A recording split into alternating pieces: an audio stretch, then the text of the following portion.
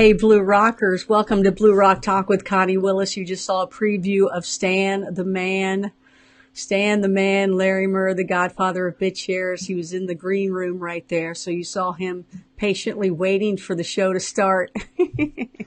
That was a great shot of him. He had no idea that was going on, and either did I expect that either. So it is cryptoconnie Tuesday, which means we're going to be talking about cryptocurrencies tonight.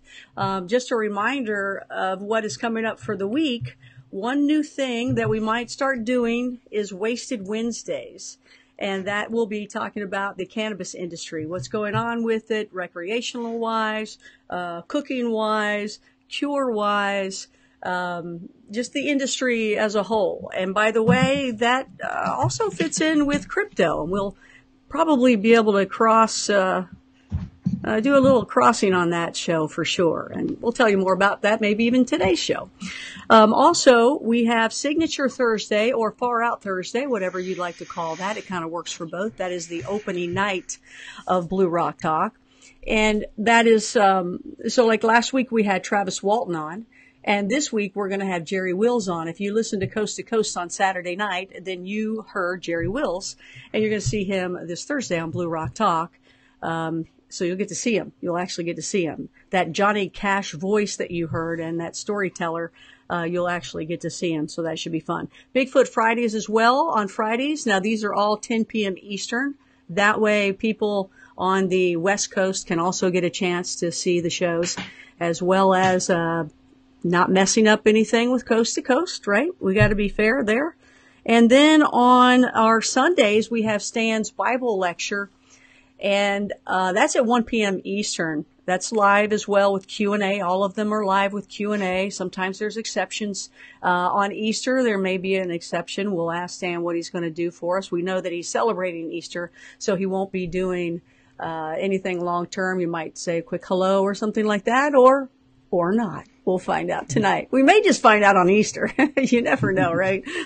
So that's what's going on in the coming week. And thank you all again for being with me the last weeks with Travis Walton. Of course, always with Stan Larimer, and as well with the Cliff High. That was fun. I do know that we're probably going to get some questions about that because, well, I know we are. That's cool. Especially I saw that, those questions in Steam It. As well as some other subjects. So let's bring in Stan Larimer, the godfather of BitShares. So tonight is going to be, basically he's going to update us with what's going on and also do live Q&A with you guys so that we can see what's up and keep in touch with Stan the Man. Let's bring him on. Stan the Man, the crowd roars. I need my sound effects, Stan. Yay! Yay! Hi there, cryptoconnie. Good to see you again. You too. What's been going on? It seems like a long time ago, but I don't guess it was all that long ago, but it seems like it that we talked. Yeah, well, last week during this time slot, I was out in Utah and having a meeting with some of our partners, and every one of our partners brought in a couple contacts for all the other partners to meet, and so we were talking deal after deal after deal, with future banking partners and all sorts of different people. So every time I go to Utah, I somehow run into a bunch of new contacts. And all of these people were very interested in building on top of BitShares. And we told them all about it, and especially about the Quint. That's turning out to be a real nice crown jewel. A lot of people come in and they say, well, like Bitcoin. Oh, really? You want to build it from scratch over, an 8-year period? From zero value up to the moon, or do you want something that just comes out and works?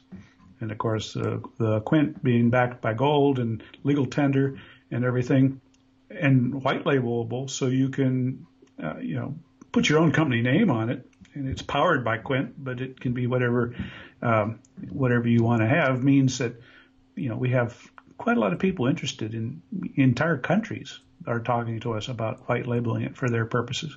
So that's pretty exciting, and came away from all that with a real good feeling. I lost count of the meetings, but we were something like 5, 6 of people we talked to said, let's go do something. And so, that means it's in the pipeline and keeping us busy. We'll see. That's right. That's right. When you say like white labeling the Quint, give me an example of that. Well, you could, if you're starting a business, one of the things we do recommend is just use the plain Quint. We want it to be an international currency. And we've got both domestic and international versions. With the iQuint is designed to be an international play, and the Quint itself is designed to comply with legal tender laws in the United States. But they're gold and silver versions of both of those, and those are the kind of things that a person could come along and say, well, what if I want to have the the Pittsburgh Steeler gold back coin? Boo, we boo, Cowboys. Okay, go ahead. I'm sorry. I digress. Go ahead. So we're talking to people that represent entire countries, and in one case, an entire continent, that are looking for having their own cryptocurrency, and we're right in the middle of talking to them about all that. So, it's all I'm really doing right now is I'm not making any announcements. I'm just showing you kind of what happened behind the scenes and why I wasn't here last week, because those work days go from breakfast till happy hour and beyond, with how many meetings can we cram into one day. So that's kind of how I spend my time, either on the phone or attending these kind of meetings. Oh my gosh, I know. It's true. It's very hard to get a hold of you whenever it's needed. It's tough. You're being pinched and pulled. But you know what? That's a good thing. I mean, could you imagine if you're not right now? Let's just say you weren't being pinched and pulled. You would be a real loser. No one would care. But this is all good for you, in the long run, that's a good thing. Yeah, I mean, I can't complain. It's trying, and my wife would like to spend more time with me than she gets, but it's the expression us old farmers say is you got to make hay when the sun's shining, and when you're getting deluged by lots of solar rays, you just thank God for the opportunity and press ahead. Right. You're watching Blue Rock Talk with Connie Willis. This is Crypto Connie Tuesday. While you're here, I hope that you hit like. And also hope you support us by sharing this with other people, and love your comments. You can ask questions for Stan throughout the show. Please put them all in caps so that we can see them. And I hope that you'll join both myself and Stan too. We're both on Steemit. What a whole interesting social media platform that is. I know that you, of course, were a big part of that as well. So those of you that are new here to Stan, I know that we did a Cliff High show last week and got like 23,000 views or something like that already, and a whole bunch of new subscribers. So those of you that don't know Stan Larimer, he's the godfather of BitShare. So there's a lot of new people here, Stan. So can you tell them a little bit about you, your background, and about the BitShares community and who all that is? Yeah, sure. There's a young man by the name of Dan Larimer who's related to me in a distant sort of way, who actually did developing of all this technology, and talked to Satoshi Nakamoto back in 2010, and been in the industry that long, but he basically invented an improvement on Bitcoin, a big improvement that started out with was BitShares, and that's basically putting a smart coin factory and decentralized exchange on a blockchain instead of with Bitcoin. It's a single coin sitting on that platform. So with BitShares, you've got lots of coins on the same platform that can trade against each other, and you can make your own coin.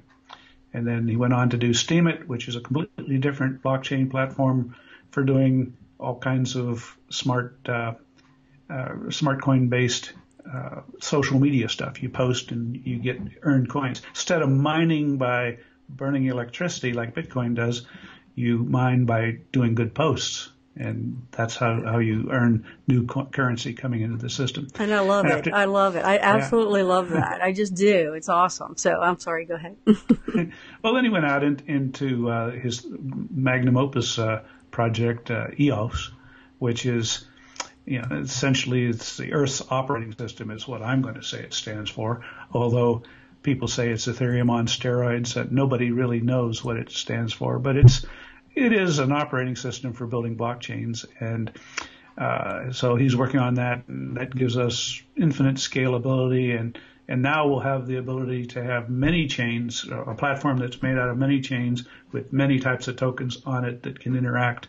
And so it's sort of the next generation stuff. Everything we're doing to bring business to BitShares is going to benefit from EOS as we go along. And so, he asked me to come help out with the very first company. And as he went on to do all those other things, I stuck around with his firstborn BitShares, and so I try to get people to adopt it. That's mostly what I do every day from morning to night. I like that. His firstborn BitShares. That's for sure. I mean, okay, so EOS is a big deal, of course. I mean, it's funny because when people are just now getting into BitShares and Steemit, to your son and to you, it's kind of old hat, isn't it? I mean, it's not really like old hat bad way, but it's been around a while, kind of. In the crypto world, that's a long time. Well, yeah, there's a rule we have in the space program with NASA that, unless a particular technology is about 5 years old, we don't put it on a deep space mission, right? Because we want it to be tested and not have any particular problems for it. So, by design, a lot of space probes out there have older technology than the commercially available stuff, because we want to have a little bit of a history and track record before you send it out in space, and where you can't fix it. It's sort of the same thing we're doing here with BitShares. When I go into companies, I point out to them the track record, the fact that BitShares and Steemit together process 2/3 of all the world's cryptocurrency transactions, and Bitcoin and Ethereum are in the other third along with everything else. And so, being able to point to that track record gives a certain level of confidence for new businesses that are wanting to come into this. And of course, our whole team, the set of partners that I met with in Utah, is all about finding companies and showing them how to integrate with BitShares. And that's really what that team is all about.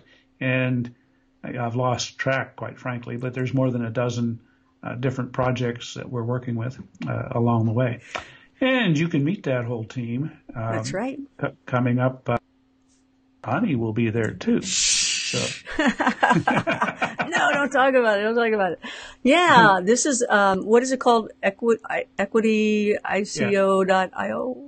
Yeah, you got it. Thanks. And that's a company that's decided to bring together investors and ICO and introduce them to each other. And we just got talking casually about whether or not, we should be there to talk about some of our projects that are coming out with new coins of different types.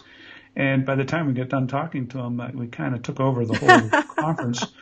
There were so many different things happening there. Excellent. That we have, the whole Friday afternoon session. I start out doing a keynote presentation, and then afterwards we break up into 3 groups with a couple of other partners.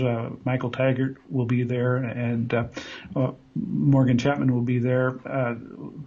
Those are 3 out of the 4 members of our little cabal that's going out trying to bring business to BitShares. So you get a chance to see them all talk about different aspects of the general BitShares view, if you will, or Graphene, which is the technology behind BitShares, Steemit, and EOS, and the entire Dan Larimer family of stuff. We'll be talking about all of that and what it means to those investors and to companies that want to build on top of stuff. So huge opportunity for us. Yeah. And then we'll also be participating in a panel discussion Saturday morning as well. So I think there's a few tickets left for it. You can go to the EOSIO EquityICO.io. Got EOS website. on the mind there. Yeah. I was like, is Dan going to show up? Yeah, come out there and meet us. You'll see all the other guys I'm working with, a really classy bunch of talent. And all I have to do is go around to these different meetings and say the kind of stuff I've just been saying to you in the past few minutes, and they do all the rest of figuring out how to put deals together and so on. So it's a pretty cool group of guys. And then, of course, every one of these new teams or companies that's coming in here is another major partner able to bring new business to BitShares. So I'm ecstatic with how that's all going about. We're looking forward to highly that. optimistic for it. Yeah, looking forward to that for sure. Also, Blue Rock Talk, of course, will be there. We'll be doing some live streaming there and bringing some of the, I guess, the people that you want to highlight out there. We'll make sure that we highlight so that people can see who's who and what's what and what's going on. Yeah, Michael X. I like it. Michael X. That's Michael Taggart. And Morgan, right? It's Morgan. What's his last name? Chapman. He's just got a cool name. He's just got a cool name. And I think by the pictures, he's got a cool hair too. So I'm looking forward to meeting him. He's an incredible guy. Not only is he connected to gold dealers everywhere. Wow. He's an ex-pro volleyball player, beach volleyball. I can't even say it anymore. And he knows all the famous female beach volleyball players, Olympic champions that you may have heard of. He's played, with all the other names in there. Excellent. And so he's been a professional model. He looks like it. Yeah. He's got it going. And then savvy businessman with connections all over the world. And we got him on our team to help bring business. And he's co-designer of the Quint. We have EMA, United Precious Metals Association, that run the big vault there in Salt Lake City. And the ones that got Utah made into a gold-backed legal currency state. And so we brought that together with BitShares technology to produce the Quint and the whole family of 7 different coins that are gold and silver backed, and one other special coin that represents a share in the growth of that whole project. So that one would be a security, but the other ones are legal tender. And so all of that is the kind of people that you can meet if you want to show up at this event. Well, I'm looking forward to it. I think that's going to be fun. That's in Utah, right? Is it Salt Lake City? It's sort of east of Salt Lake City, up at a place called Park City, Utah, which is a big ski resort, and sort of up in that I think it's called Midway, Utah, or something. But a little town up in the mountains near the ski resorts. Well, I heard, and I don't know if this is a rumor or not, but I heard that if anybody shows up on Friday night and they just say, "Hey, Stan, the Godfather of BitShares," then steak dinner's on you. Is that right for everybody that says that? If they can find me, I'm going to be hiding behind a rock. That's funny. That'll be funny if people start doing that. Well, that's this is going to be kind of a crazy question. Maybe I shouldn't even ask it, but I want to. I'm dying. I got to ask it. So, we talk about BitShares, Steam it, EOS going on. And, to Dan, I would think, BitShares. Okay, go ahead, Dad. You take it. All right, Steam it. Okay, all right. Okay. EOS. Just a question. Does he already have something planned after EOS, or is that just the granddaddy of all for him? I have no idea, but I don't think he's likely to move on from there because, he finally has a platform with sufficient resources and scope to implement his entire vision. He was talking about this vision of re-engineering not just currencies, but everything that you can use a blockchain for, even re-engineering government, and finding ways to protect people's life, liberty, and happiness. And property, and however he says it. He's has a big vision, and now he's got a big budget and a big team, and a massive following. And I think it's just going to grow and grow and grow. And so I don't see any reason why he would need to move on. In the past, the reasons for moving on were primarily available resources to match his vision. Now he has that, so why do anything else? Well, he's young. He may put this together, then all of a sudden, get another boom. Who knows, right? He's young. Well, he might start colonizing space for all I know. I love it. Okay. Well, I'm looking forward to all that. I've heard some things. Did they just get was it? I may be wrong on this, but I think somebody said they just got $1 billion given to them. I don't think that's the case, but did they just get a whole bunch more money? Is he just continuously getting money for the EOS? Well, the fundings that they're accumulating right now has been going on for essentially most of a year, and they got, I think, a few more months to go on it. And yeah, at one point anyway, of course, cryptocurrency industry has sagged a little bit, so I don't know what the current value of their holdings are, but a little bit. They are a $1 billion class company, wherever they are, plus or minus $500 million. So what's that do with BitShares? This is the BitShares 3. Everybody's kind of asking about BitShares 3. What do we expect, and what will it mean, and when will that happen? Well, another really cool thing has happened within the BitShares community, and I can't take any credit for it at all. My plan was to go ahead and do and fund essentially BitShares 3.0. And, the tasking that I was giving my original little core team was, let's go figure out how best to take advantage of what Dan's doing on EOS. And there are several ways to spin that.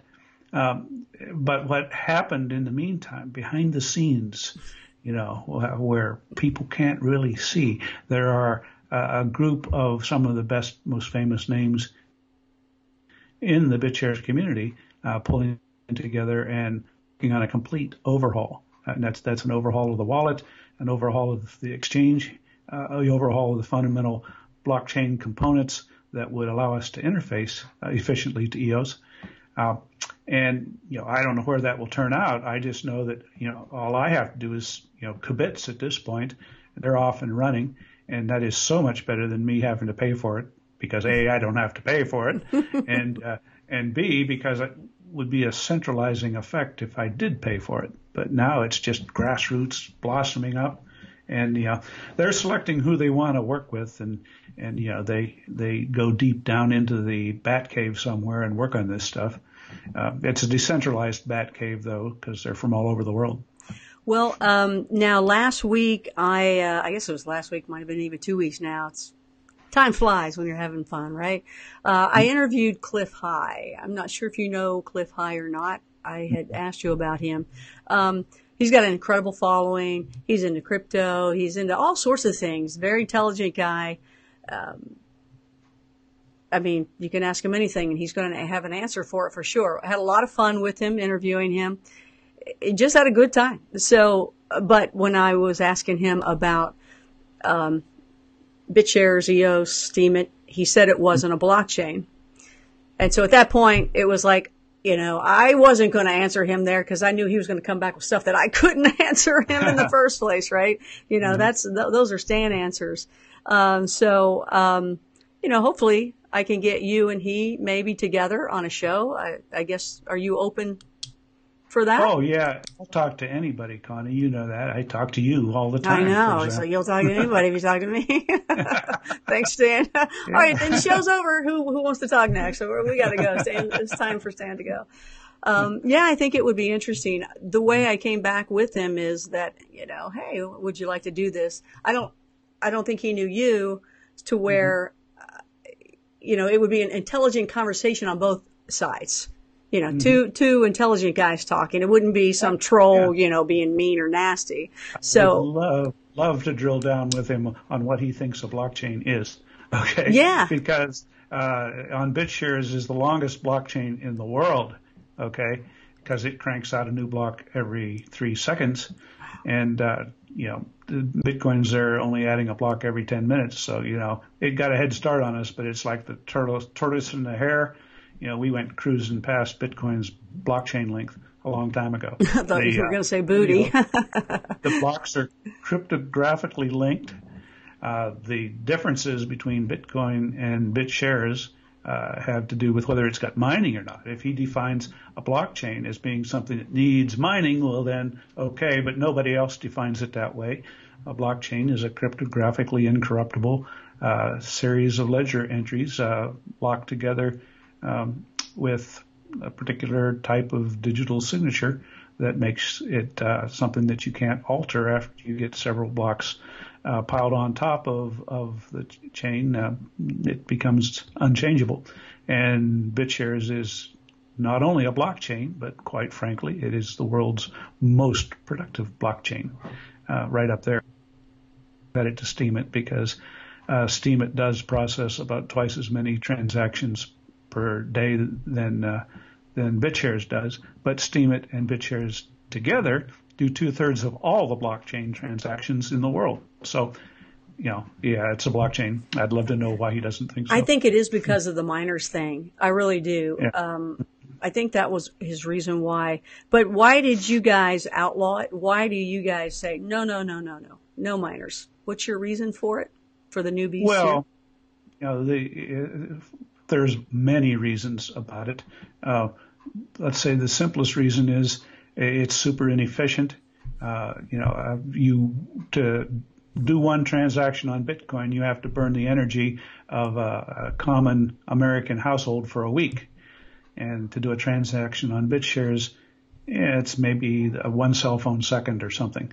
So, it was inefficient in that way, and also inefficient in time, because if you have to stop and hold a competition for 10 minutes before you decide who's going to sign the next block, as opposed to having an elected group of trusted nodes do that job, who know whose turn it is in advance, so they don't waste any time doing that, then you're not going to be able to keep up. And of course, we wanted to make an exchange. Well, you can't make a decentralized exchange if it's going to take 10 minutes to do a trade.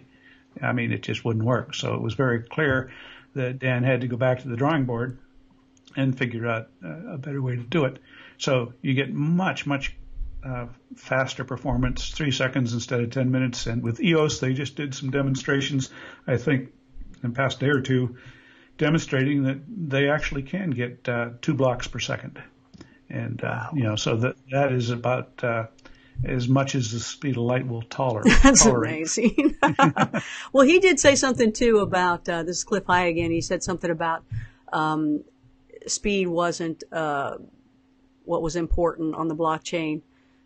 So I just think that getting you guys together would be really cool. He can talk about what he meant by that. And you guys, I think it would just be not just great to hear you two intelligent guys talking, but all of us can hear, listen, and learn so much that way, because, you put it in layman's terms, and Cliff was doing a good job with that for me too. So I think it would be great, fascinating. I think everybody have a good time. So yeah, happy to do that. Well, okay, I'll try to get him on. I hope he'll do it. He was a great guy, a lot of fun. So hopefully we can put that together.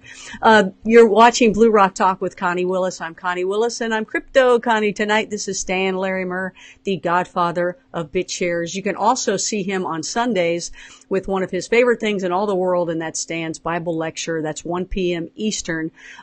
Now, Easter's a little different story, but I do want you to check it out. It is archived, but we do it live to where you can ask Stan questions. And if you like the show right now, please hit like, subscribe, pass this on to other people, and we'll ask Stan about Easter. What do you think about Easter? We get a little bit of you, or we're just going to say sayonara, have a happy Easter today, Stan? No, I had a number of people who gave me some really encouraging emails and said, get in there and do it every chance you get. So, okay. So, yeah, I'll do a full-up Easter special for you at 1 o'clock. Oh, you're going to do a whole thing? Not just a, hey, here's dinner and look what, Pam has made, this wonderful dinner, or nothing like that, and just say see ya? You're going to do the whole thing?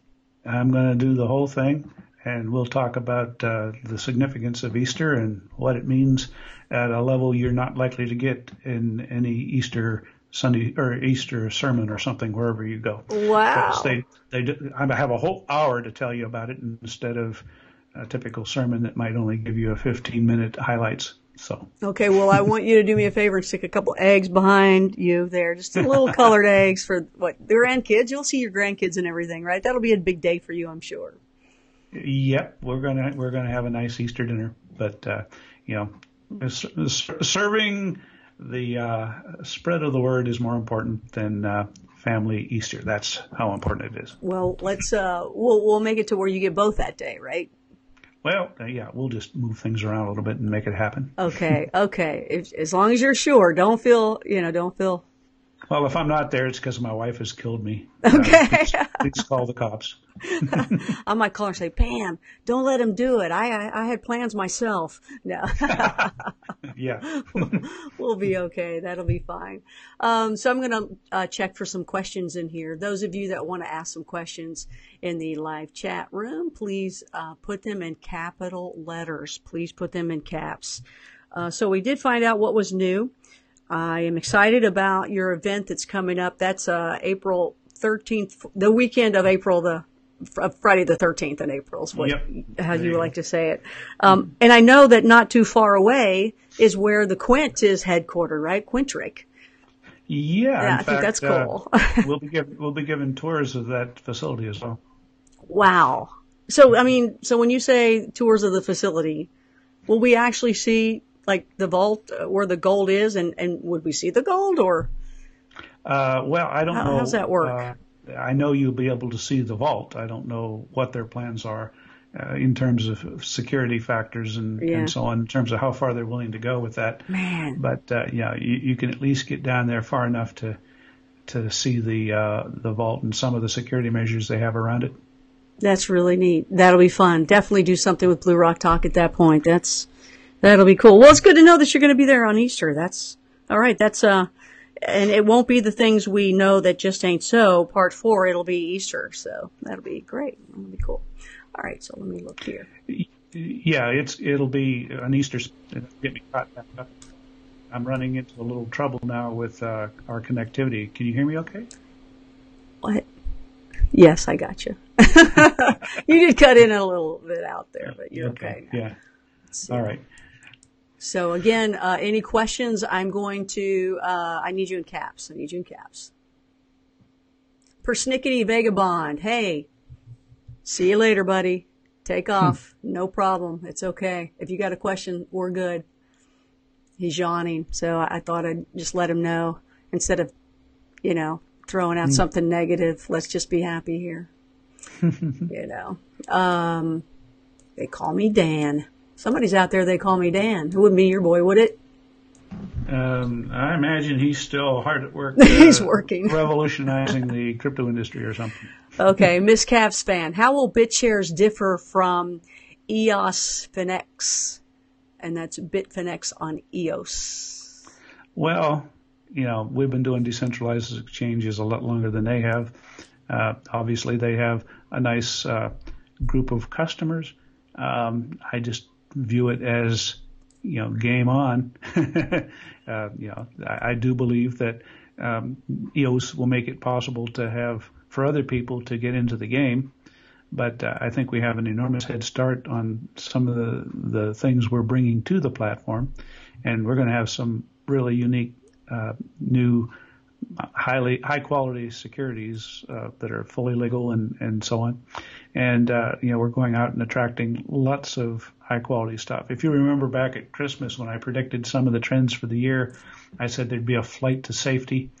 And that's what we're doing now is preparing really good stuff for people to buy when they realize that some of the things they're holding might be about to implode. And so we see that as a big opportunity, and we want to get a lot of that up there. And if all that's trading on BitShares, we'll do just fine. Excellent. And my apologies to Persnickety. He's saying it was a great show. He was only yawning at the people in the live chat, the comments. That's hilarious. Thank you so much, Persnickety. I'll face my apologies on that one for sure. Pat, how are you? Pat Konchak is in the house. Does Stan want to talk about? Okay, hold on. Let me get this question here. Flat Earth Project or Prophet is asking, how will BitShare outsmart the banksters? Well, the banksters have an awful lot of power, but there's a strong desire for people out there to have their freedom back. And, BitShares is a nice platform because it simultaneously can support, highly regulatory compliant assets. And keep in mind that whole phrase is something that varies from country to country to country around the world. BitShares is designed for compliance with whatever school of thought that you're in, whatever country you're in, whatever jurisdiction you're in. And if you subscribe to a jurisdiction that the blockchain is like international waters and deep space, it's a place, it's a government-free zone, it'll support that philosophy too. And so all of those different things can interact. As far as BitShares is concerned, it's nothing but a ledger, an accounting system on the blockchain, and whatever people put up there, it'll keep track of it, and document it indelibly for all time. And it's up to people to make sure they obey the laws where they reside, while they lobby for better laws. And of course, that's one of the things that we spend a lot of our time doing, is talking about. For example, on my Steemit blog right now, I've got an article that lists another Bill of Rights, which sort of goes into more detail. It's not like the current Bill of Rights in the U.S. Constitution is inadequate. It's only inadequate because we're not paying attention to it, and people have written exceptions that are unconstitutional into the daily laws and turn people loose who don't have to comply with the Constitution. So I did an exercise of listing some of the things that government agencies are doing that are flat out unconstitutional, and I expanded the Bill of Rights along those lines. Yeah, I upvoted you 9 cents. So there you go. I gave my part for you on that Steemit article there. So Pat is asking, does Stan want to talk about what went down with BitCoinLatina? And someone else had asked, why is BitCoinLatina leaving BitShares? Well, that's a sad, sordid story. We love the idea of the BitCoinLatina mission, which is they basically recognized that South America didn't even know, in general, maybe 1% of the people there were even aware of Bitcoin, and that they needed something for their entire continent. And John Gotts had a really good idea about how to work with the leadership at all levels in Mexico and South America in order to get that thing adopted. I thought it was a good plan, and I knew that we had the easy way to implement it on BitShares. Sadly, John got some advice, and the problem is if you reach into a jar full of colored balls, chances that represent the people you might get as a consultant, chances are about half the time you're going to pull out someone who's a Bitcoin advocate, and most of the rest of the time you're going to pull out an Ethereum advocate. You have to root around in the ball of lead to pull out one of those golden BitShares advisors. So, luck of the draw, he got a Ethereum fan, and that particular guy, smart guy, but he talked John into going with Ethereum, and fortunately, Michael and I were asked to help advise what he was doing, and we advised him he should have launched it on BitShares, but initially lost that battle. When it became clear that Ethereum wasn't going to cut it, and that mining on Ethereum was flooding the zone with more supply than there was demand, he realized that wasn't going to work. But let's just cut to the chase and say that over and over and over again, Michael and I provided advice that was ignored. And it got towards the things that the only way we could even get heard is for Michael and I out at the same time in order to get the floor to point things out. And, that's okay. I mean, no hard feelings. Sometimes, in boardrooms and team meetings, you have to raise your voice. I don't like to do that, but that was necessary in that case. And, unfortunately, one of the things that happens when you have to raise your voice is that sometimes you can get some hard feelings going there and, so on. That particular Leadership likes to get rid of anybody that doesn't agree completely. And so over a period of time, a lot of members of the team who dared to raise and challenge the constantly changing, yanking and banking on the stick and changing directions and so on as being damaging to the brand, one by one started getting fired for whatever reason could come up. At that point, Michael and I decided that we were better off at arm's length. We still wanted to keep all our commitments, which is to provide advice and how to make BitShares work and so on. And, let John go off and build a company that he wanted to build that would build on top of BitShares and everything. And that's where we'd sort of left it is, let's just, agree to provide a platform and let John build on the platform however he wanted. And we went off to Utah with a status like that. Only to find later that night, while we were sitting around having a nice glass of wine at the resort we were at, Michael noticed that somebody had posted that John had stolen money out of about 5 or 6 different accounts, including 3 in particular that I'll mention, Michael, myself, and Jared Rice. Now, one of the things just for educational purposes, I'll mention about how BitShares is designed. You heard me mention a little while ago that BitShares is designed to support, whatever type of needs there are. It's agnostic in terms of what regulation be. It'll enforce whatever regulations you want. And for certain legal securities, you are required. Say I'm going to issue shares of stock in my company. Okay, you're required to have control of those shares of stock at all time. And if you're given a court order to retrieve those shares of stock from somebody, you have to be able to do it.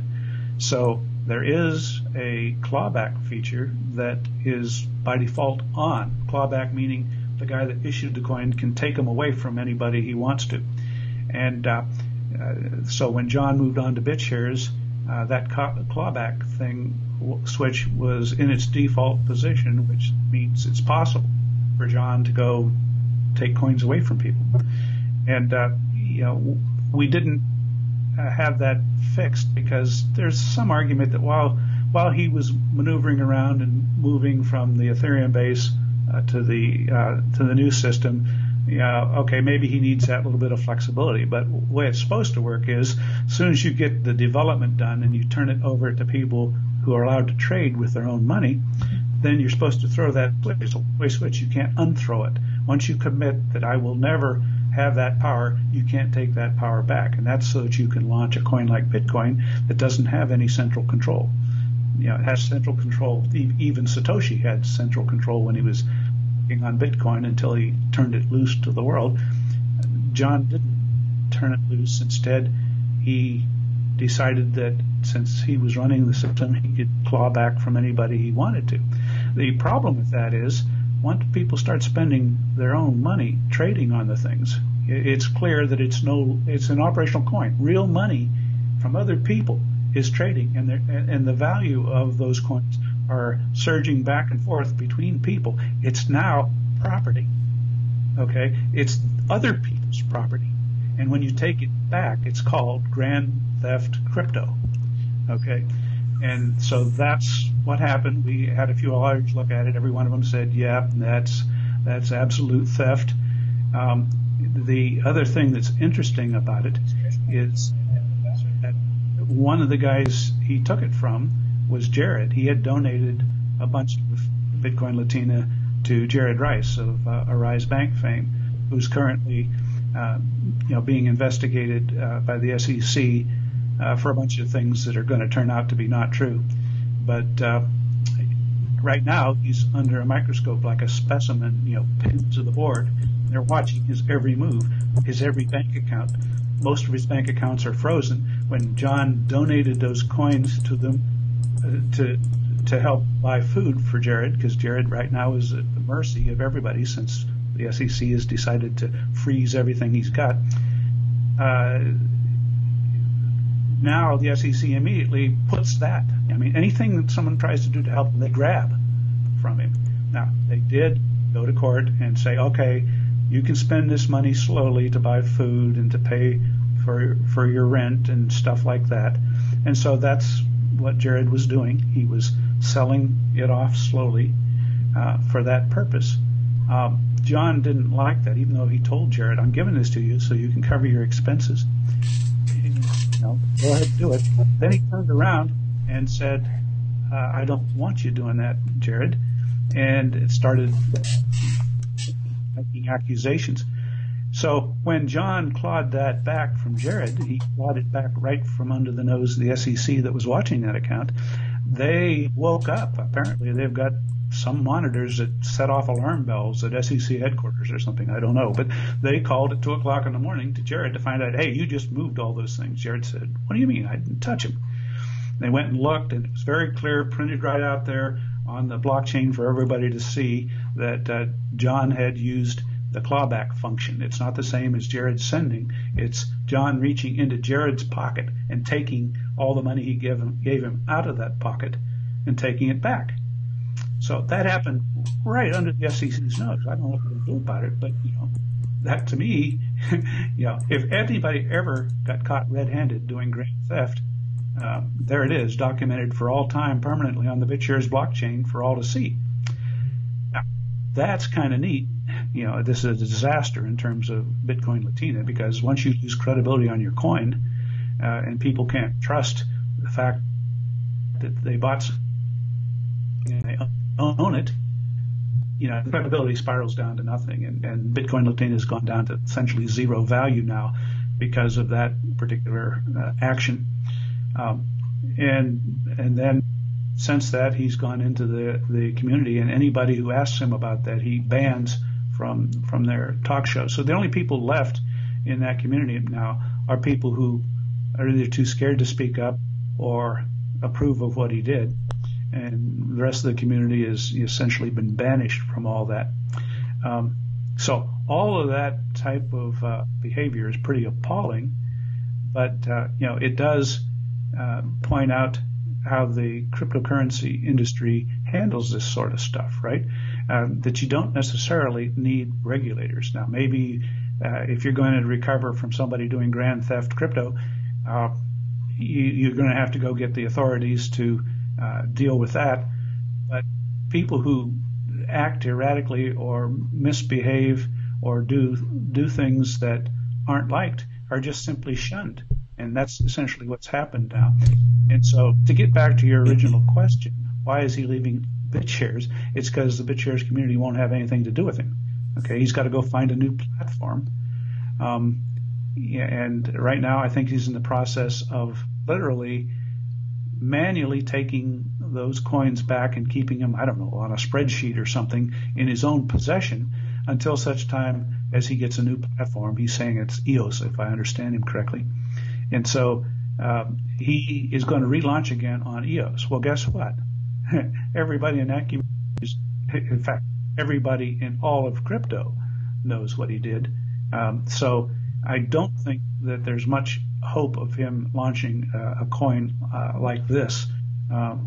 Even if the SEC doesn't decide to make a case out. And here's a guy who really did steal people's coins, and so far the SEC hasn't acted, and yet a guy who is going to turn out to be a hero. Jared Rice is going to be one of the most famous people in the crypto industry before this thing is all open and all over, and he's going to be a hero to BitShares for the work he's contributing in his spare time while he can't do anything else. What else does a young guy do who's been tacked to the board with like a frog on a specimen chart?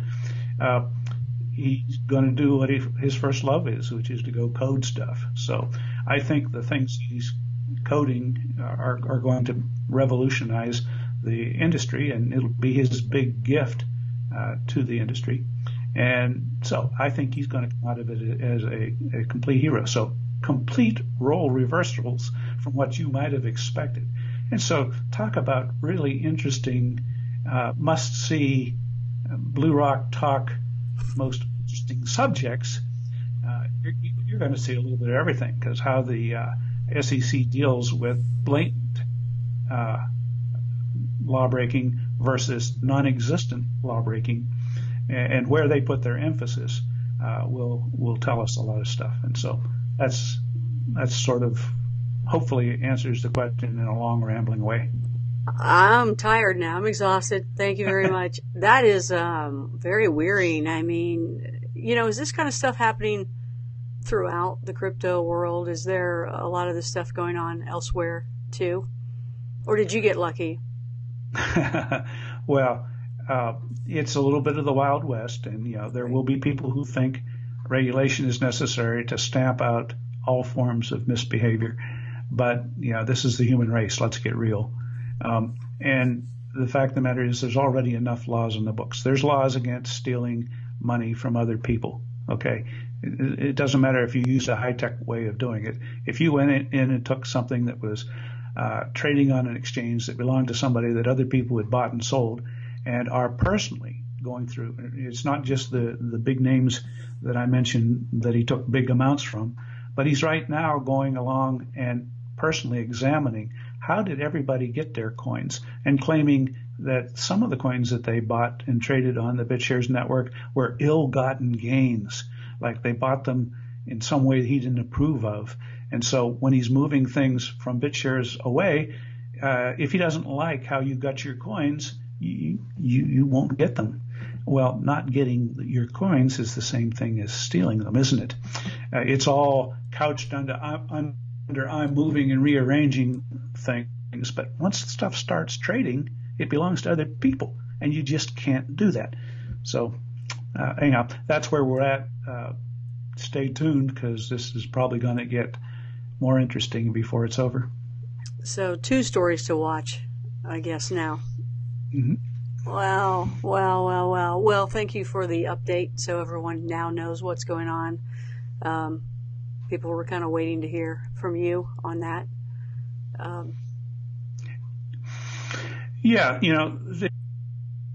Some schools of thought, I think the BitCoinLatina brand is horribly killed, okay, because of this.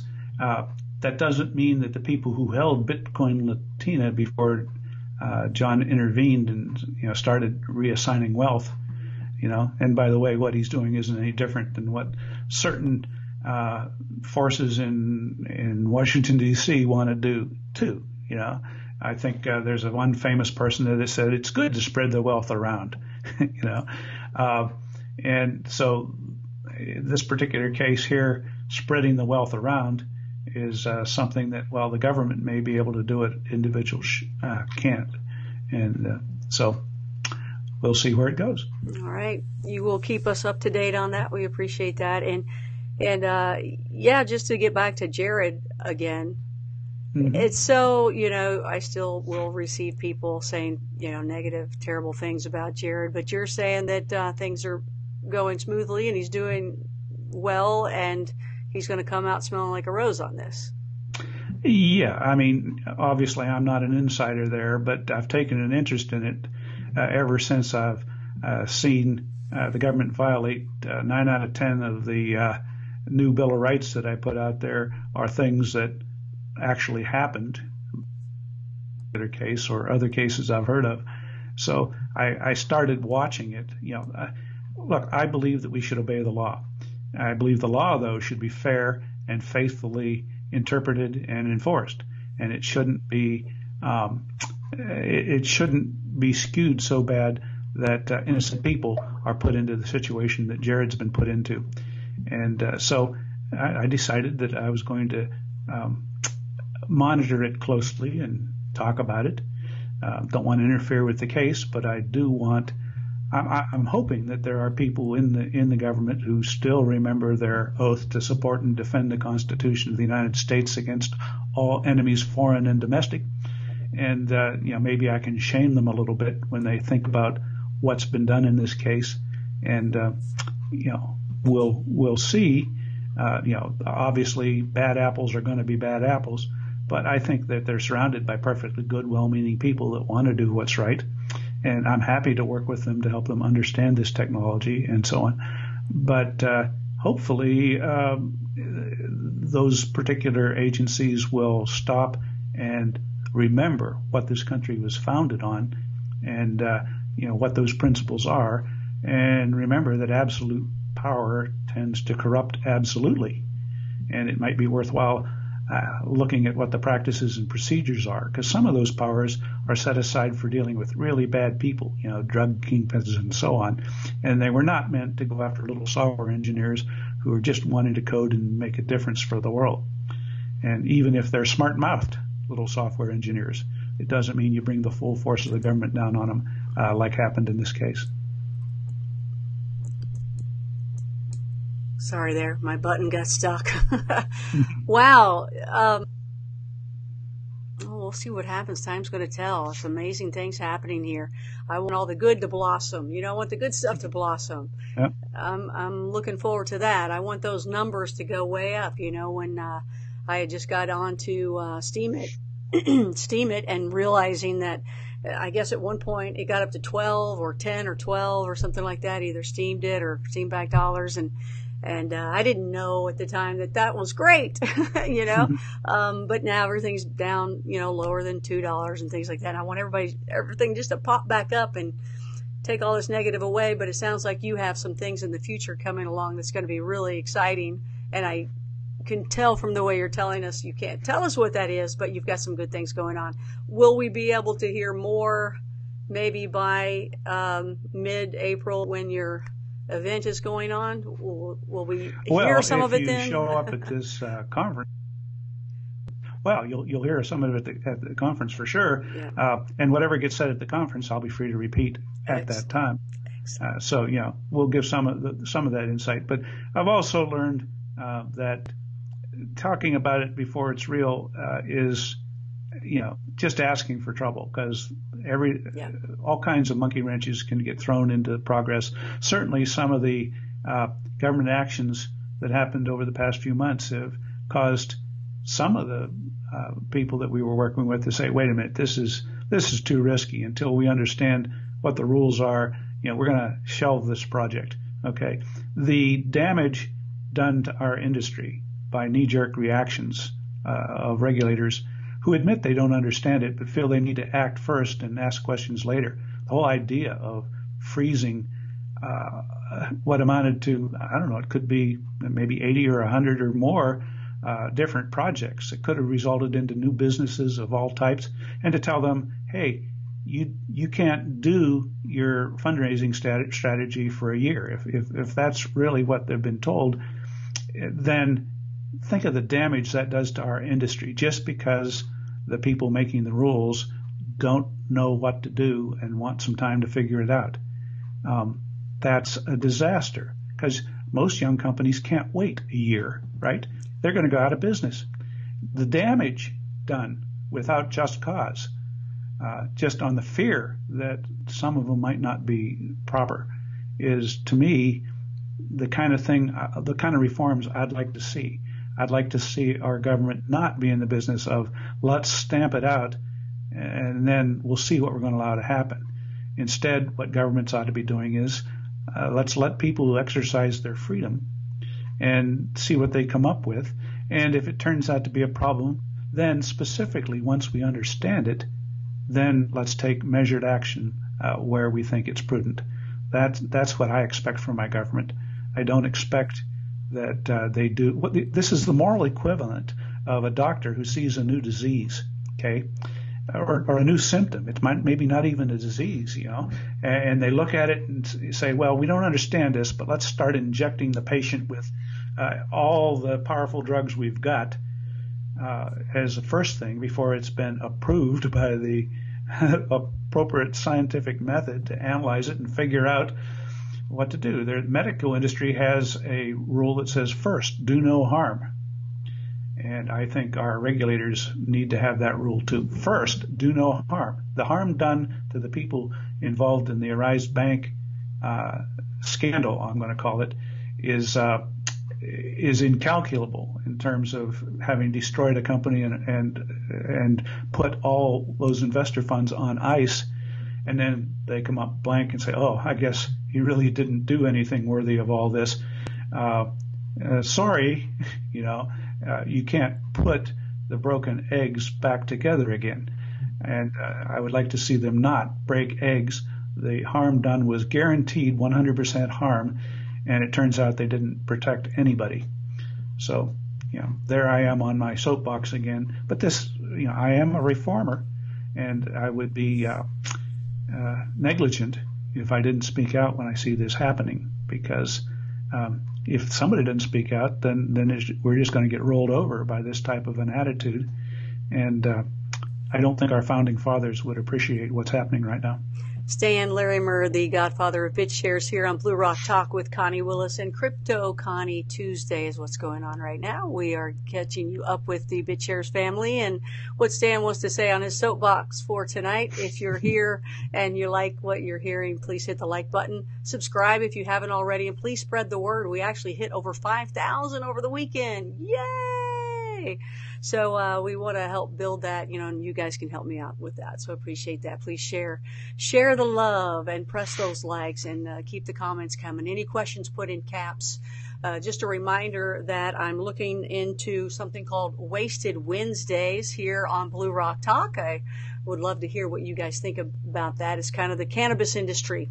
And I think because I say wasted, I can also talk about even bourbon industry and wine industries and that type of world. That should be a lot of fun. Also, we have Signature Thursday as well as Far Out Thursday. We had Travis Walton on last week. This week, if you got to hear me on Coast to Coast on Saturday night, Jerry Wills is who I talked to. He's going to be on this Thursday night. That'll be exciting, 10 p.m. Eastern. Bigfoot Friday on Friday. And then for Easter, we've got Stan's Bible lecture and a special Easter sermon for us. And that's 1 p.m. Eastern. It's live, and you can also ask questions. All right, so any of your questions, please put up in capital letters. Someone had asked if you can comment on Dan's Steam It 2.0 project. Yeah, you've talked about that before. Is that Dan's actually, or you guys are going to do that, or what's going on with that? Well, I've heard several people talk about doing it, and I have heard the rumor that Dan mentioned something about it. I do not have time to keep track of everything Dan does. He's off in his own universe, and if you ever look at the EOS Telegram channels, it's scrolling by so fast that it's a blur with people posting there. So I gave up on trying to track the day-by-day aspects of what he might have said. Now, I do believe Steam It needs a competitor.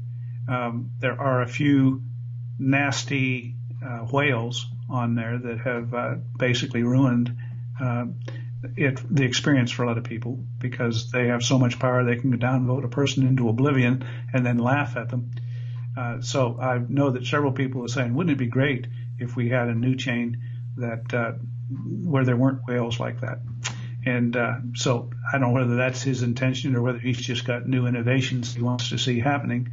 But I would really like to see those whales get what's coming to them.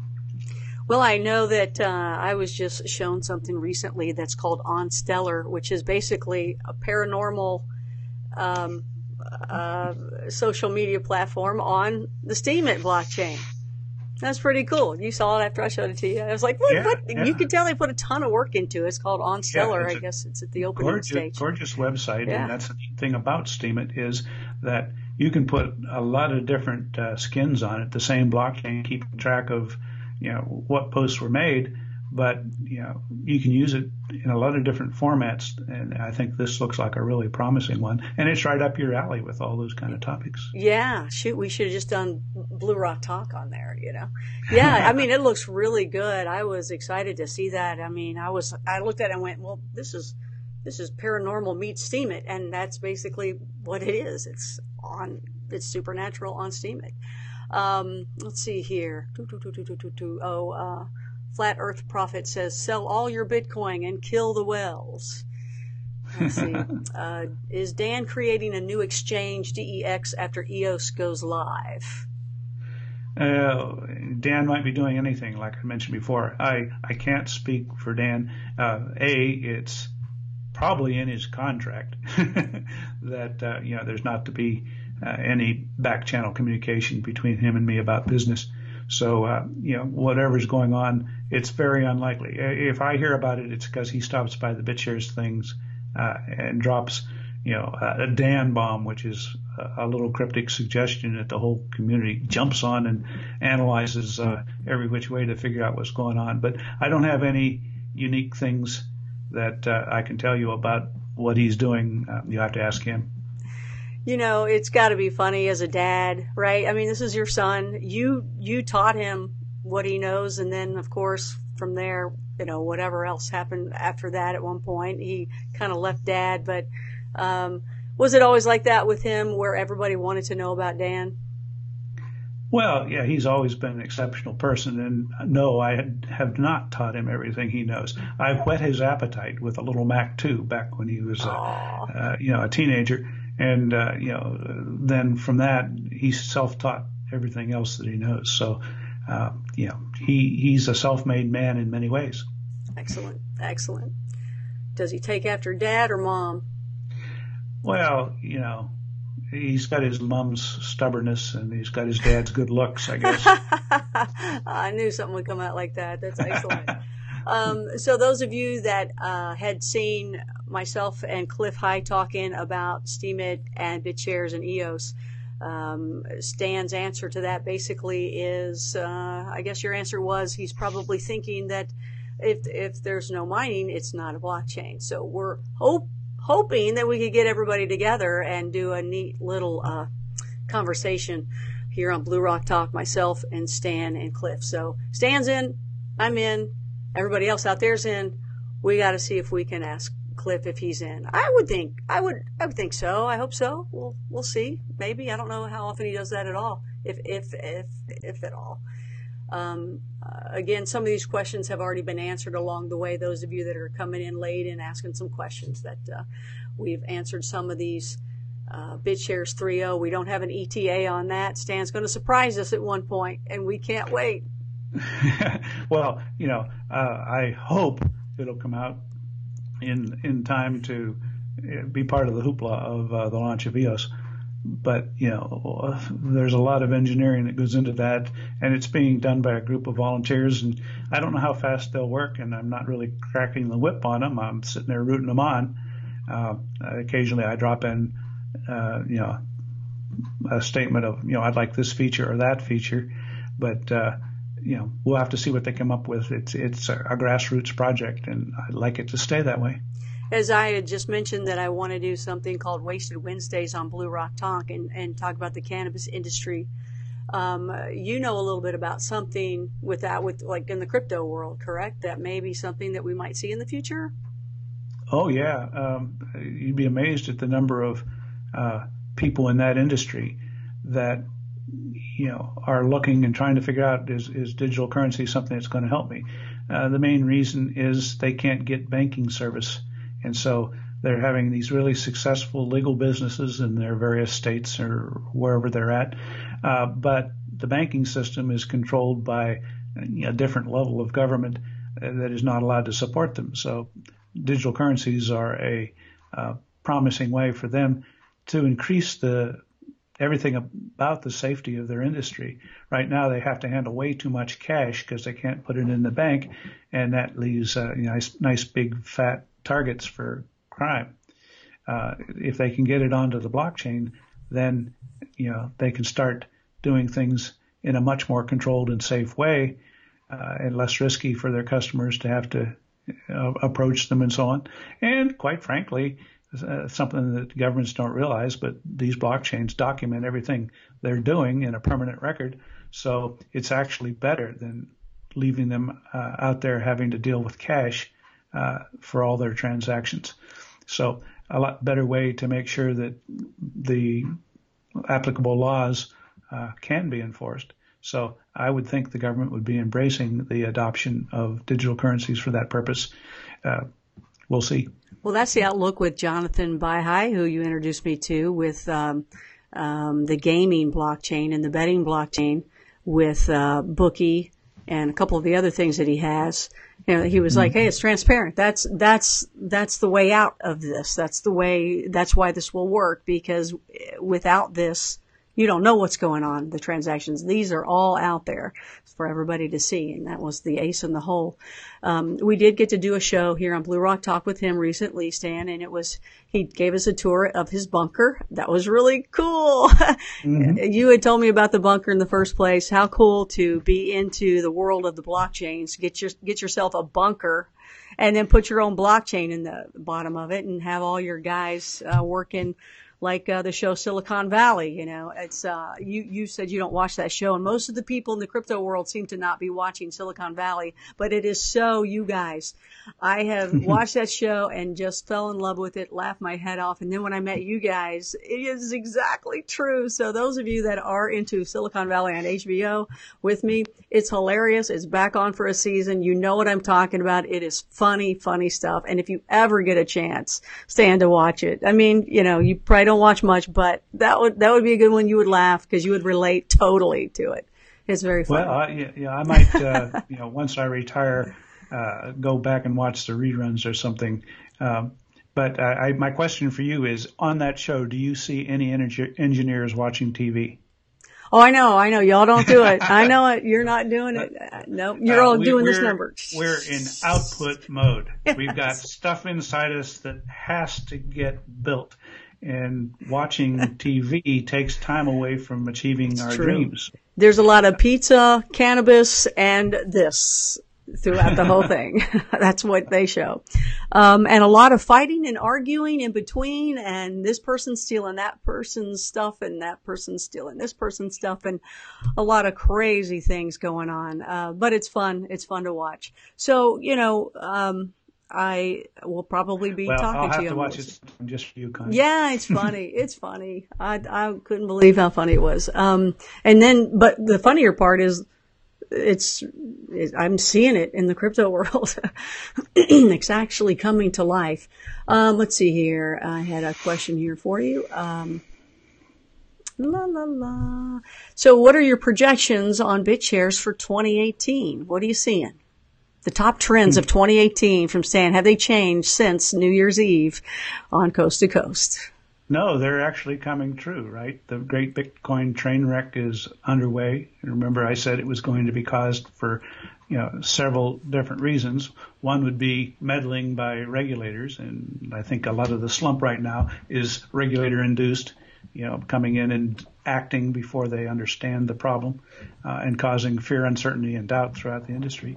And the other thing that's happening is people fleeing from the crowded platforms of Bitcoin and Ethereum in particular, and looking for a place that can handle their load. And I see that happening in spades. Our technology-based Steam and BitShares do 2/3 of the transaction. When EOS comes online, I think you're going to see that pie chart shrink even more, so that I'll give you a prediction that by the end of this year, that pie chart is going to show 80% of the industry transactions done by software Dan Larimer developed, wow, and everything else squeezed down into that 20%. And so there, I'll add that to my list of Christmas Eve projections. Okay, and I got to ask this. Would you say that if he was not a little Larimer? I say it in spite of that. Ooh, okay, all right, okay. Yeah. I mean, it's self-evident, right? Rest of the industry that is using the old blockchain technology can't grow because they're already saturated. So I think the industry will grow. Where's it going to grow? Well, if there's a ceiling on holding these down because they can't do any more transactions, and you got the whole big universe of transaction power that represents, even without EOS, BitShares and Steam have lots more room to grow. And so I would expect that's where the growth will occur.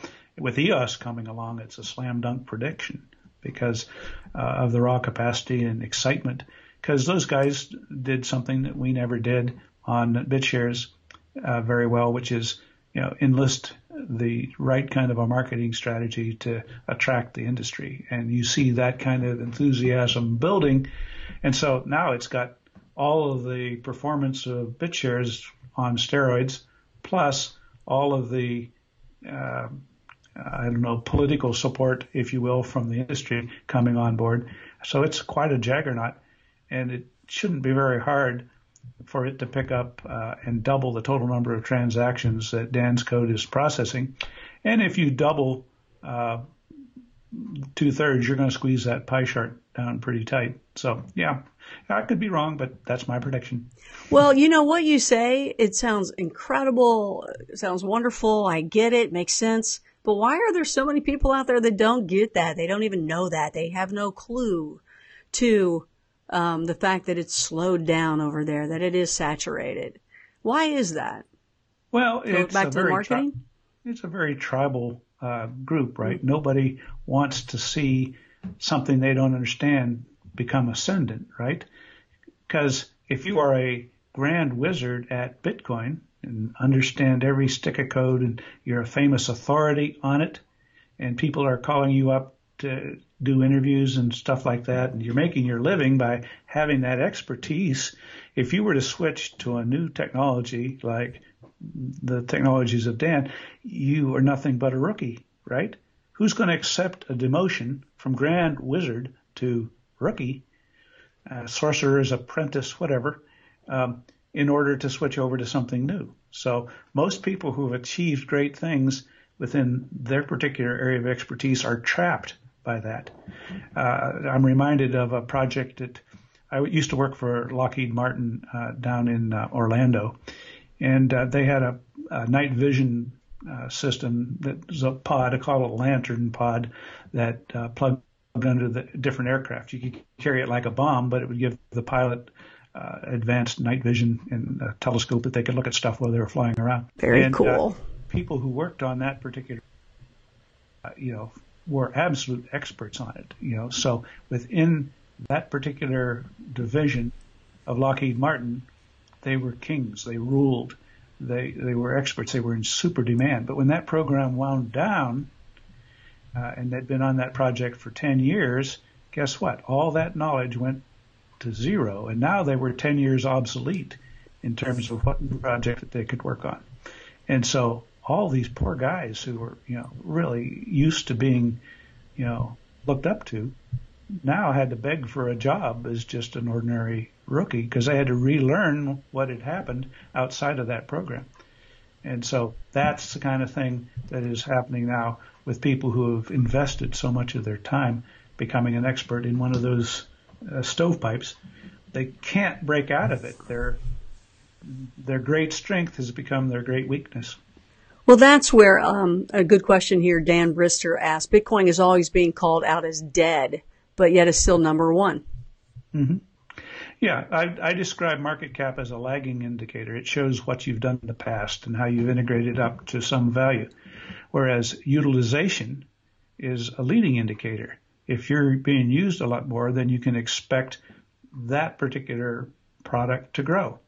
And as it grows, it will gradually siphon usage away from what used to be. And so dead doesn't necessarily mean that it goes to zero. We're all dead in the long run, right? So we reach our prime.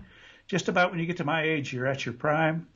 And then after that, long after that, things start going downhill. And that's the life cycle of any project. And Bitcoin has, become a superstar in its day, but it's probably like Arnie Palmer, still up there in the record books, but not winning many Masters tournaments these days. Right. Okay, I get what you're saying. And most people, when you think of crypto, they just automatically say Bitcoin, and that's it. They don't go any further. That's all they know that it is. I mean, talking to people recently, that's all they knew, and they didn't want to know even that much. They didn't even want to know anymore. These were just, some other folks I know that they had made all their money in their world. They didn't want to do any more, and they didn't want to even just wrap their heads around a little bit of it all.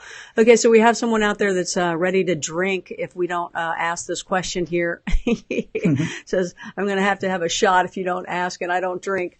That question is, if you know, let's see, is it a Dan Trexler? Is that the name? And Valorum? I'm afraid that the one place where I am woefully inadequate is at keeping track of what other people are doing. Yeah. It's the same reason I don't watch TV. I don't watch other projects because this one consumes all my time. Okay. And there's your answer. Now go have a drink. Let's see here. Dr. Trexler. Yeah, you are so busy. I mean, I don't think people even can fathom how busy you are and how hard it is to get a hold of you. It's great to be able to have this time and that you give this time for people to be able to ask you things so that they can at least ask in your world what's going on. You're not necessarily going to know what's going on outside of your world because you are busy building it. I get it. So this is good that you allow people to come in and ask what they want to about BitShares. Okay, there's so much in here. I'm sorry. People are talking about buy gold and silver. How is it going with the Quint? How's it happening? Is it going to end up being on the exchange so we can see it as well? Or is it always going to be in that wallet by itself? Oh no, it's going to be on the exchange. I think they just started this week accepting BitUSD to purchase the Quint directly. It will get put up onto the BitShares exchange. There's nothing stopping it from being adopted by any other exchange since BitUSD is on a lot of other exchanges. They have the software to list any asset on the BitShares network already. So they just have to wake up and say, holy cow, why am I using Tether when I could be using something nice and stable and backed by something real? So that gets soaked in, and as people start using it, we're not going to have to go to these exchanges and say, pretty please, would you list our coin? They'll be nuts not to list it. And if they don't list it, then that'll be a huge benefit for BitShares to draw more people into the place where the Quint calls home. Excellent. Well, the Valarum, hope I said one of those was correct, is gold-infused notes. That's interesting. Okay. That's a really interesting concept. Mm-hmm. Yeah. But I'm in the cryptocurrency business, crypto asset business. And so you could take a gold-infused note and put it in our vault and back a cryptocurrency with it the same way. But in this particular case, I think they can coexist because they serve different purposes. If you want to carry it as a piece of paper in your wallet that you can exchange, great. And if you want to have the ability to send it around the planet in 3 seconds or half a second, then you would use the Quint. So what do you see crypto doing while the stock fiat derivative crashes? Well, it's a flight to safety destination. And so when people see the current fiat system crumbling, they try to get out of that by using their shrinking fiat dollars to buy something that'll hold value for a while. That could be cigarettes, or it could be gold, or it could be penicillin, or it could be Quints. And since with the Quint, you still have the ability to do international commerce, where gold buried in your backyard is a store of value, but not really a means of exchange. So I think that you will see flight into crypto explode if there ever becomes another one of these dollar collapse scenarios that has happened all around the world for different currencies. People have been expecting that to happen to the dollar since the Federal Reserve started destroying it, but it still doesn't mean it's not going to happen tomorrow.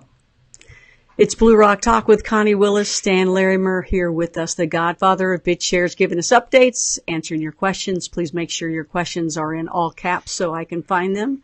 And if they're way, way up the chat, please redo them once again here down at the bottom. Like, please. You got a lot of people here that haven't liked yet. Please like it while you're here. I'd appreciate that. And share Blue Rock Talk with other people. This is Crypto Connie Tuesday. And Wasted Wednesday's coming in the future. I think that one's going to work, Stan. I think there's going to be a lot of information on that. I think and I think it will crisscross over with crypto for sure. We've got Bigfoot Friday, and we also have Signature Thursday with Jerry Wills on Thursday night. And Stan's going to surprise us with a really nice Easter sermon, 1 p.m. Eastern, live on Sunday. Also taking your questions too. Some of these are people just talking in between. So I got a question with, they're asking about any updates on BHC. Billion Hero Campaign. Yeah. We've got like 40,000 people. Excellent. Actively on that mailing list and participating in it, and a growing number of campaigns. And we're going to be introducing another one maybe as early as next week that's kind of exciting. Once again, not all of these have to be the same kind of charities, save the whales or whatever. This particular one is probably Save the Blockchain, I think, Defend the Blockchain or something. And it's going to be a cause to collect funds to help defend people who get themselves in the situation that Jared Rice has found himself in. Oh, wow. And what we would like to do is, it may be they have to wait till the end of the campaign, where if it wins first place, we'll donate $300 million to that project.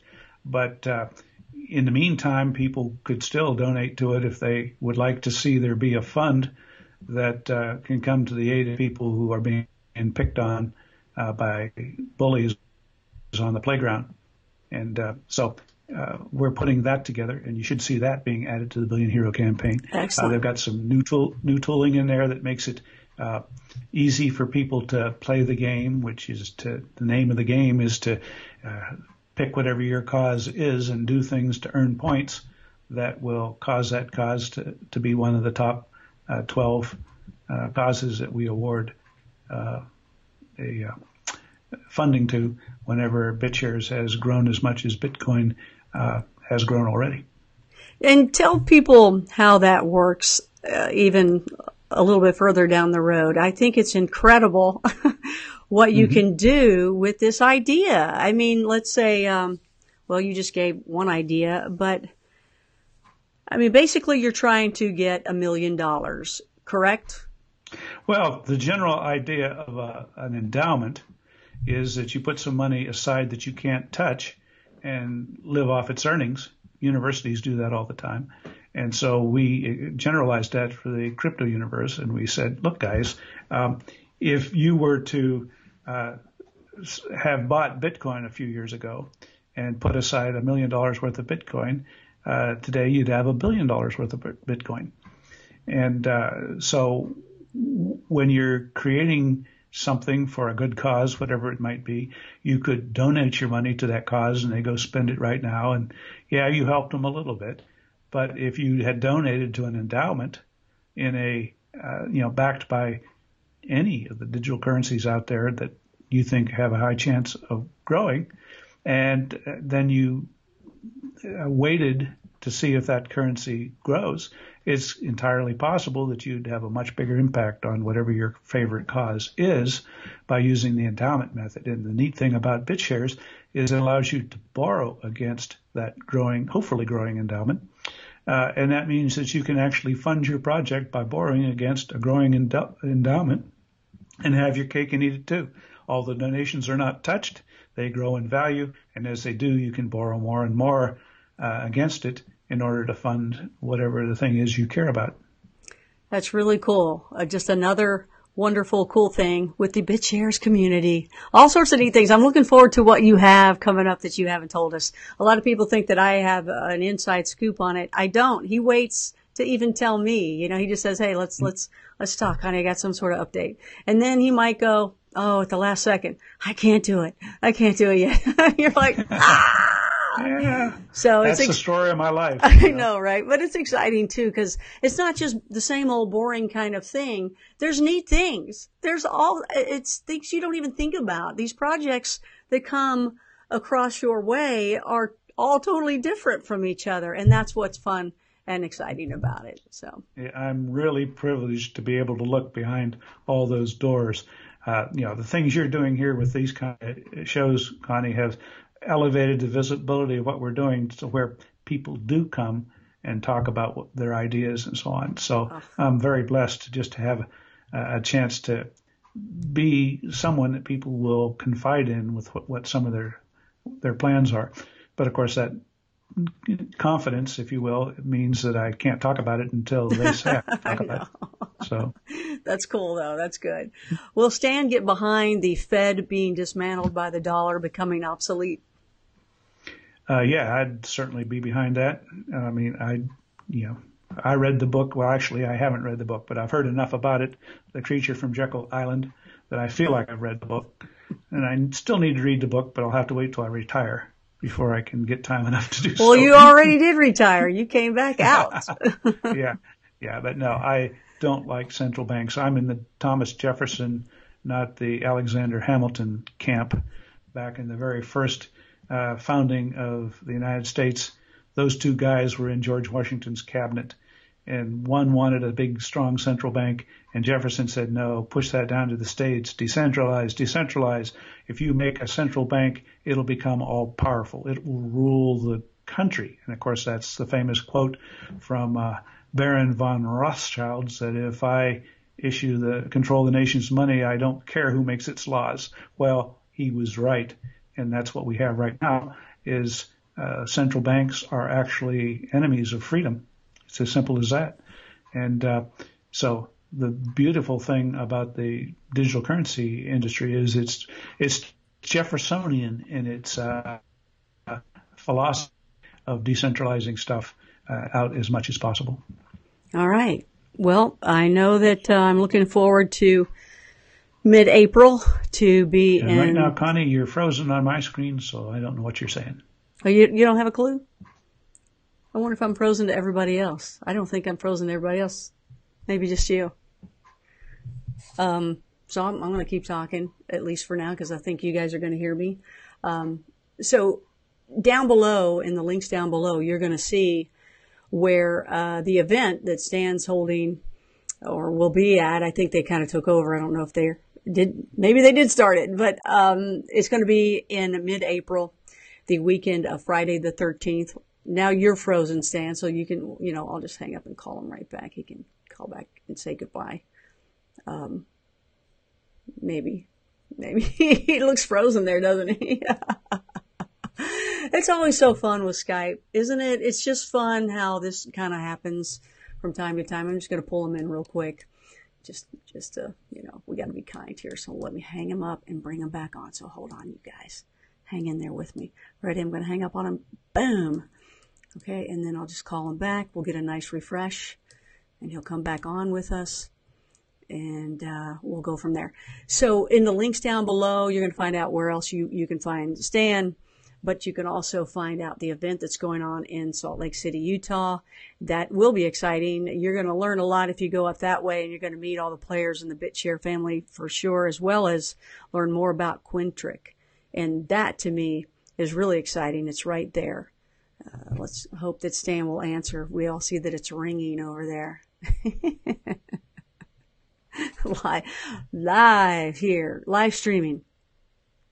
Maybe he's going to answer it. Until he does, I won't make you look at that. So that's all down in the links below. I appreciate that you guys are here.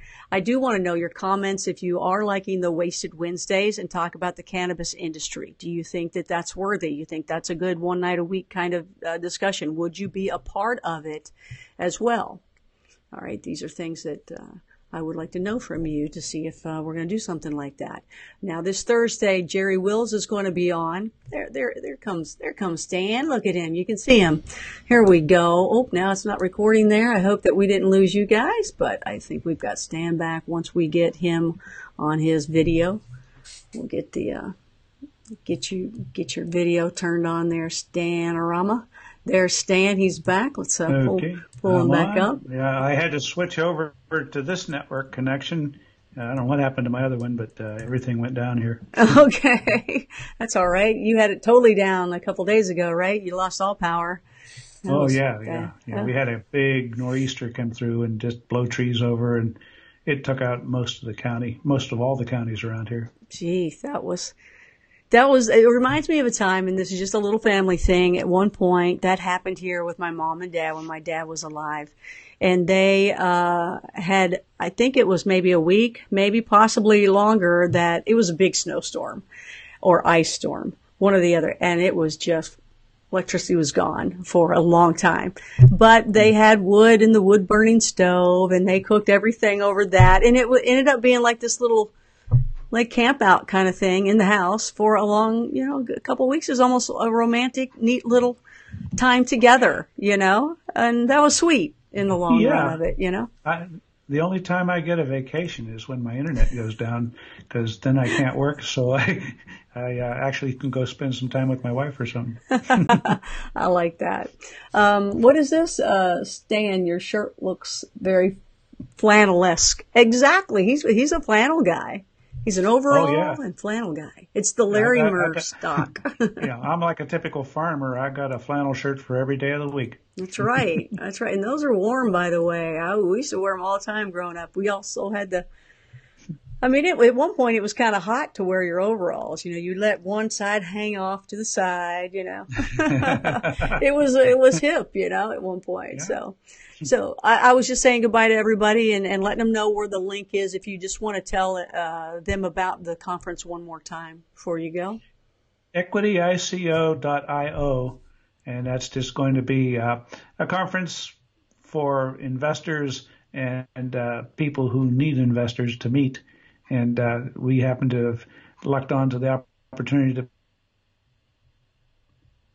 And so about half of it is all about stuff going on in our ecosystem, everything from the EOS level to the BitShares level to the level of new exchanges to new products that are available, working the whole way up to the Quint and the legal ramifications and genius of that. So all of that stuff will be covered for that particular audience, and we'll stick around to answer questions and meet people. That'll be fun. And one more question, what's going on in Puerto Rico? Well, Puerto Rico's got a big EOS project down there. I'm not, once again, up to date on everything like that, but certainly that's where they're organizing, and that's a little known fact, but that's a very good place to be, a U.S. territory with exceptional tax laws. And so good place to start a company if you're going to make a lot of money and want to keep it. Sounds good. Okay, one more question. Sorry, I got to. These are good. Now they're all throwing them in at the end when you say goodbye, right? Okay, so the show again, by the way, the link is down below. The link is down below in the description box. So here's a good question. Cal T is asking, are you able to go into detail as to how BitShares 3.0 can integrate with the EOS blockchains? It is very difficult for some of us to understand that. It makes no sense. It's like, gee, what do you mean, Is it computer stuff going, is it numbers, and is that what's happening? Well, there's multiple ways we could port BitShares and all its shareholders or owners or coin holders onto the new platform, but that would mean re-engineering everything, and that would break a lot of businesses that have built already on top of BitShares.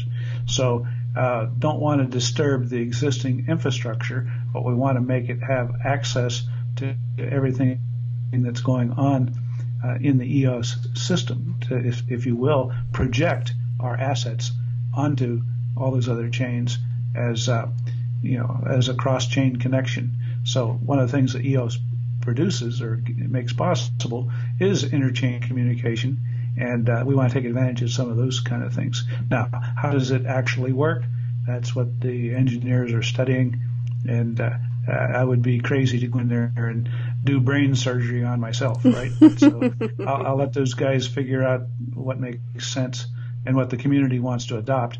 I do recognize that back when we switched from BitShares 1 to BitShares 2, the introduced that new software and the people went out and voted and switched to it. One of the drawbacks of it, a lot of companies that were building on the old technology suddenly found themselves disenfranchised. So it's not necessarily a good idea to